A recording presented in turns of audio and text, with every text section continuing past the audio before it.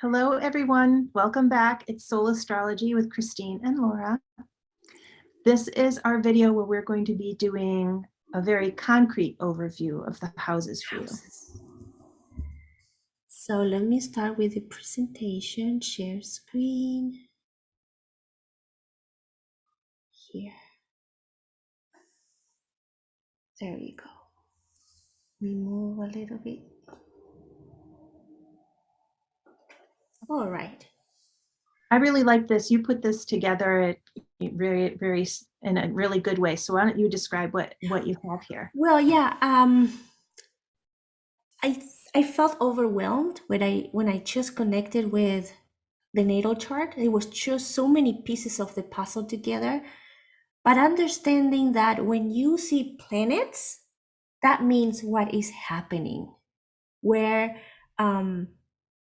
what are those little personalities in your mind doing, right? When you see zodiac signs, is how it happens. So they give a meaning to the planets. They give a task to the planets in a way.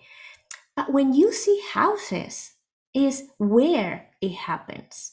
So now you can start identifying in your natal chart areas, specific areas that are related to areas of your life that you can separate and analyze one by one and then see, okay, in this area of my life, I see the zodiac signs and the planets, and you can say, in this area of my life, this is what is happening and this is how it's happening.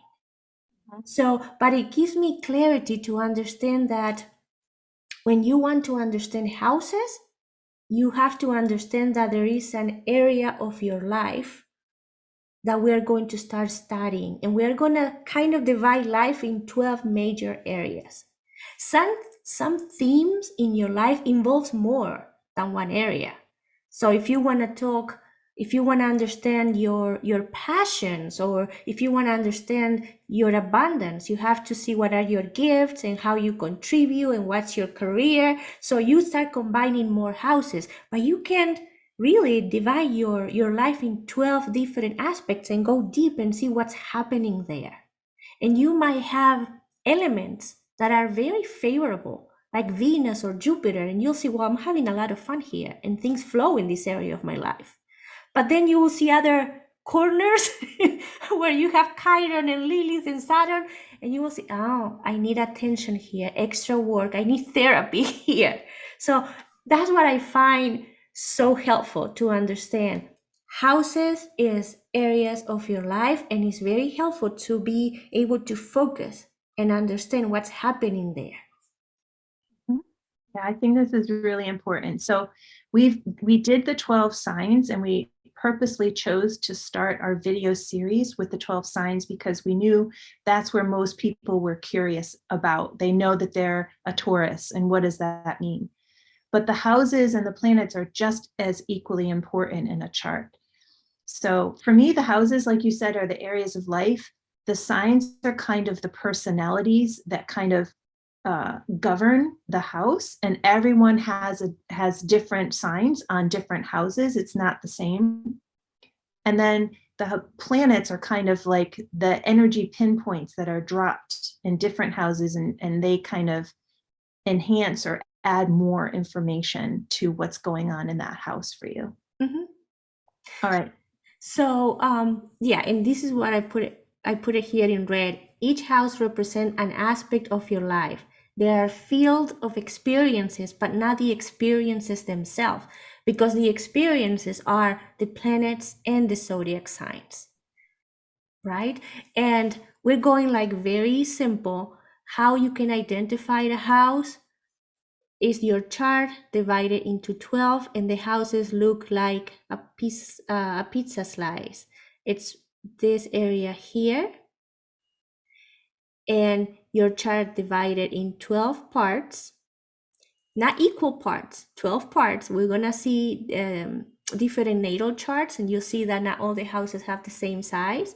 And to get an accurate reading of your houses, you really need, or you need the time of birth and your place of birth.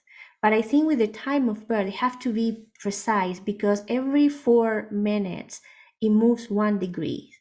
So having an accurate time, it's kind of a requirement here to have an accurate reading of the houses, an accurate position of the houses in your natal chart. Yeah. So for those of you that don't know your birth time and you kind of have an estimate, maybe you know you're born around 9 in the morning or at 11 at night, it's okay, but it may not be exactly your chart. And there are some people I think that we had that didn't have a birth time. And those people, we can't really read what's going on in your houses. There's a way of getting and rebuilding a chart and kind of creating it, but it takes a couple steps. It's a little more complicated. What we can do is relate the planets. So once we start working with the planets, you can still see which planets are connecting in what ways, but you don't know in what houses those things are occurring. So For example, I always bring the example of Saturn. Saturn wants you to become a master, right? So and when you face this energy, sometimes it makes your life challenging where you find Saturn. If you don't know the house, you don't know if Saturn is challenging in your communication or challenging in your relationships or challenging you in your career, for example. So if we know the time of birth, then we'll know where Saturn is and we can have more information about how is Saturn playing you or how is Saturn challenging you. So you're still going to have Saturn, and Saturn is still going to create challenges in your life. But if you know in what house you have Saturn, then you know what aspect of your life is influenced by Saturn, and you feel that aspect of your life maybe doesn't move as fast as you want, and you have more conflict and more things to overcome. But knowing, oh, Saturn is there, that's where I have to become a master. In that aspect of my life, my soul wants me to be very good at it, become a master in that area of my life. So let's go to the next one now. And now we're starting with houses. So this is an example of a natal chart that you can get in astro.com. We created a video and explained in that video how you can get your natal chart. So the first house, this one here, starts always at the beginning. In the beginning of the first house is at this horizontal line that divides the natal chart in two on the left side below the line. I don't know if I'm explaining clearly. Christine, you wanna jump in? So there are certain key points to every chart, right? So every chart has the 12 houses, and every chart has an ascendant, which is the AC that's circled there on the left. And the AC corresponds to that horizontal line. So you have the AC on one side of it, and on the other side, you have the DC or the descendant. So you have the ascendant and the descendant. So think of like the sun ascending, right? It's the sun starts to rise. And so that's what the first house is. So right below the ascendant, that first pie, the pizza slice, is the first house.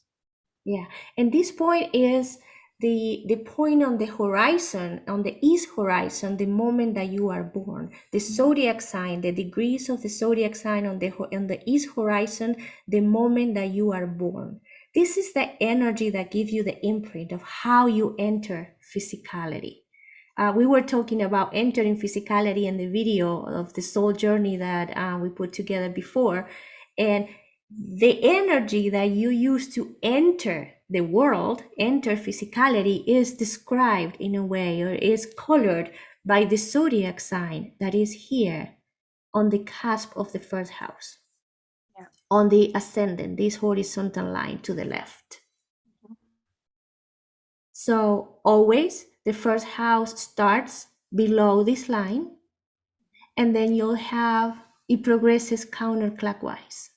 So of course, on this one will be your 12th house. And most of the charts will have numbers here showing you what house you are seeing. Okay. and we're going to talk about cusp and rulers now.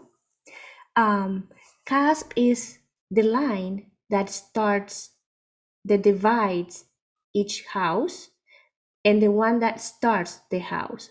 So on the first house, all this area here belongs to the first house, but this is the line that starts because it moves counterclockwise.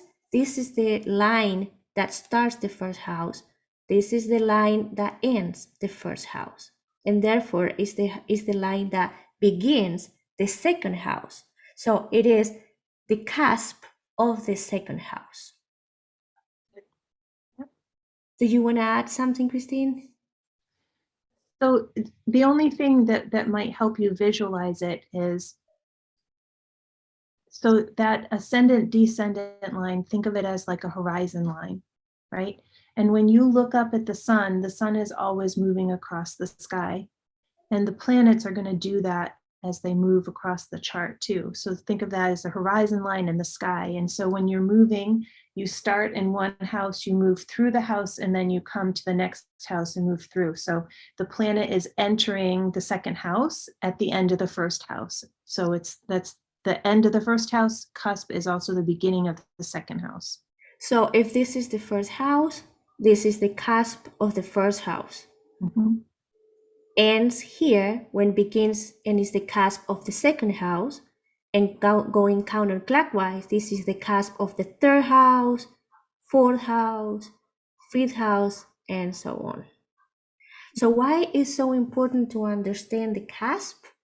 Because we have to see what zodiac sign is in that cusp. That zodiac sign is the one that is going to color the energy of the house. In this case, the ascendant or cusp of the first house is in Pisces. So the first house is going to be colored by the zodiac sign of Pisces. It's going to be ruled by Pisces. In a way, it's going to have activities that are associated with the first house, but everything is going to be colored by the energy of Pisces. And that's why we told you in the zodiac signs videos that it's important to connect with all the zodiac signs, because if you see, most of us have one zodiac sign ruling one of our houses. So on this one, Pisces is going to be ruling the first house. Everything related to actions on the first house will have a Pisces energy. And everything that is happening on the second house, we'll see here the cusp of the second house is in Aries. So everything happening on the second house is going to have an Aries energy. And now we move to the third house. And the third house here have some planets. The cusp of the third house is in Taurus. So the third house is going to have a Taurus energy, but also the planets there are going to be colored by Taurus too. Right? Anything Yep. you would like to add, Christine? No, I think that's good. So we put this in red and bold. The zodiac sign on the cusp of each house indicate the energy carried in that house of life, and it will influence all planets in that house. So we're going to talk later about rulers too, because each zodiac sign has a ruler, and we explain the rulers on our zodiac signs videos. The ruler of that planet is going to be here too. Even if you see that the house is empty, it's not that nothing is happening in that area of your life. It means that Pisces is ruled by Jupiter and Neptune. So in this house, you have the energy of Jupiter and Neptune. Let's move to the next one. And here is an example. So this one shows the ascendant on the first house. And then we'll see how the cusp of each house is ruled by one zodiac sign. Christine, there is anything that you would like to add? No, I think so. I want to encourage people that if they want to pause this video and get out their charts and maybe see and write down my first house and follow that line the AC and what sign it points to. You may not be familiar with the zodiac signs, so if you've printed out the file, the PDF that we made of all the signs, it has the symbols on them, so you can trace that through. And maybe just spend some time just kind of looking at your own chart and trying to figure out what each house's cusp is and what sign it is that is ruling that house, and maybe just start playing around with writing a little chart, a very simple chart down of first house, like Laura did here, and just pause the video and do that, and then come back. The other thing I want to say is if when we post this video on our Facebook group, or if you're just watching it on YouTube, you can always comment below if you have questions or something's unclear or something's going on with your houses on your chart that you're not sure of, and we can answer those questions for you too. Mhm. And it can be a little bit confusing. Like you will see in each house, there are more than one sign, but you have to remember that the one that bring the energy to the house is the one where you see the cusp. So in this case, let's think house 8th, right? If it's moving counterclockwise, this is the cusp of 8, this is the end of 8th. The cusp of 8th is in Libra. So you can see that your 8th house is ruled by Libra. And then you can watch the Libra video and see, well, what is the energy of that house? What is the energy of Libra? We'll give you videos of what's happening in the 8th house, and you will watch the video of Libra, and then you put together, oh, this is the things that happen in my 8th house have this energy. And you will start, that's when you start putting the pieces of the puzzle together and bringing astrology more to, oh, this is what's happening in my life. All right, so let's go to another example. And we brought this one because there are some natal charts that have one zodiac sign ruling more than one house. And what happened then is there are going to be some zodiac signs that will not be ruling any house. And this is one example. You have, this is the ascendant again, the cusp of the first house that is in Virgo. And when you see the second house, this is the cusp of the second house and is also in Virgo. So what happened is that then you'll see Scorpio here. And there is, even though the third house is, Scorpio is all in the third house, you'll see that the third house starts in Libra. So Libra is the ruler of the third house, but then the fourth house is ruled by Sagittarius. So Scorpio doesn't get to rule a house. And will happen the same with the opposite sign on the other side. So Taurus doesn't get to rule a house. So we wanted to also bring this example in case that you have something like this happening in your own natal chart. Yeah, my chart has that. They call that Scorpio and Taurus in this chart. They call it intercepted. So it's kind of stuck in the house and squashed between the two signs that are ruling that house and the next house. That's and a whole new video, yeah, right? This is like, we'll get to what that means later, but we just wanted to show you in case you saw that and were confused. yeah, what we want you to get today is who is ruling each house. That way you can go to the zodiac sign videos and connect the information with the house with information of the ruler. Okay, let's see another example. Oh, I think I explained this already, but you will find houses that have no planet. And it doesn't mean that nothing is happening in your life. It means that this house, for example, house 6, the cusp of 6 is this one. Again, we are moving counterclockwise. So this is the first line on 6, is the beginning, is in Leo. So 6th house is ruled by Leo. And who is the ruler of Leo? The sun. So even though the sun is in your 11th house here, the sun is present, the energy of the sun is present in your 6th house. And Leo is the ruling of the 6th house. And the things that are happening related to the 6th house are colored by Leo's energy. All right? And now, oh, and this one, we also wanted to show you that not all the houses have the same size. So we found this example here of a huge first house, 6, 7, and 12. And then these tiny ones here. That depends on what location in the planet you are. Closer to the North and South Pole, make some kind of funny sizes for houses. Close to the equator, you have a more, right?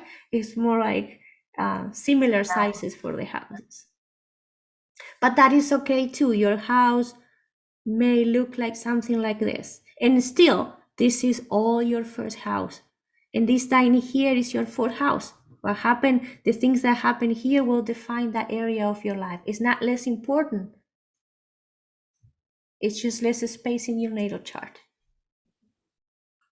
And what we have next. Oh, okay. The idea now is to show you, because we recommended you to get your natal chart through astro.com, but you might have other natal charts from other programs, and there are different ways to show the ascendant and the beginning of the first house. So for the ones that we were watching before was the letter AS. This one is just the arrow. It's a red line, again, a horizontal line that divides the natal chart into two equal parts. And you will see that to the left, there is an arrow. So this is the ascendant, and this is the beginning of the first house. So here you have the first house, Aries. Second house, Taurus. Third house, Gemini.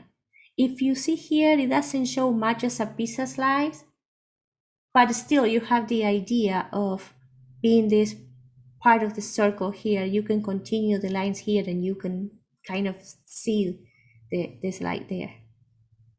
Another way of showing a natal chart, in this one here, there is no arrow, red arrow. You just have the word here, ASC. And again, the line will continue here and it shows Gemini. So this is a Gemini first house. Let me find another one. All right. This one doesn't have arrows and doesn't have words and doesn't have letters. But at the beginning of each house, they show you which zodiac sign is ruling the house.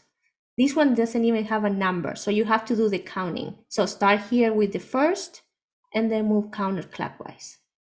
But the good thing on this one is that they show you exactly what zodiac sign is at the cusp of each house. I don't know if we have more. Oh, here, one more. Another line. You can kind of visualize that it was a full line here crossing, dividing the chart into two. So you have the word AC, meaning ascendant, and this one is the beginning of the first house. This program, instead of showing you the houses inside, they show you the houses outside. So here you have number 2, you have number 3, and number 4. But again, 12 divisions, and you count it counterclockwise. That was the last one, Christine. Yeah, so we just wanted to show you in case you did have a natal chart, say you had a reading done from someone else or you're using a different website or something, your chart may look different. But I think going forward, we're just going to use astro.com charts just to keep it uniform and not confuse people with lots of different options and different charts of the way reading it. So if you want to go, if your chart doesn't look like this because you haven't gone to astro.com, you may want to just do it just so that you have it and so that you can follow along when we're doing things. But I hope that it wasn't too confusing. But the thing with astrology that I found, there's a lot of information at the beginning. So there's a little bit of a learning curve, especially you saw those charts. They don't say Pisces, they have the symbols. They don't say Pluto, they have the symbols. So it might be good to get a little key for yourself so you have the symbol with the name next to it for the signs and eventually for the planets and have like a little cheat sheet, you'll get used to it. You'll learn them very quickly.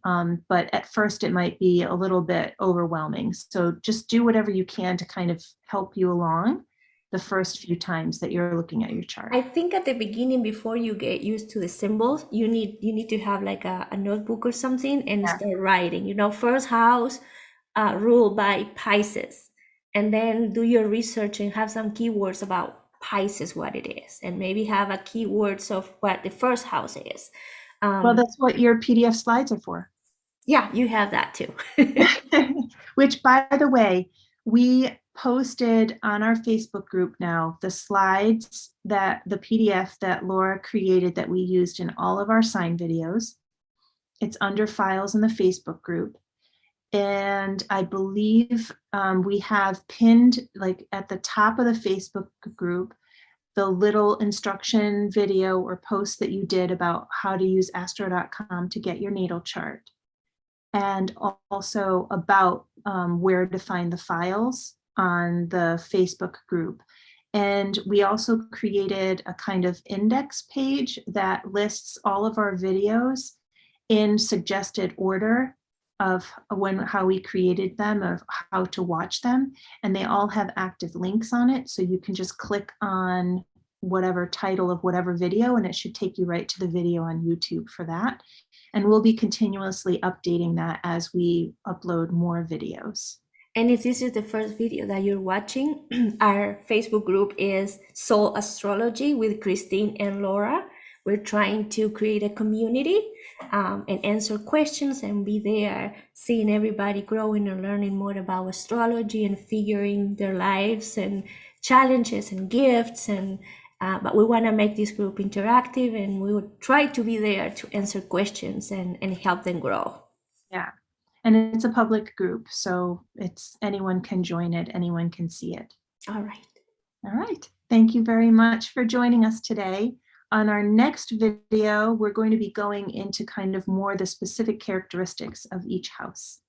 So we'll see you there. Bye, everyone. Bye.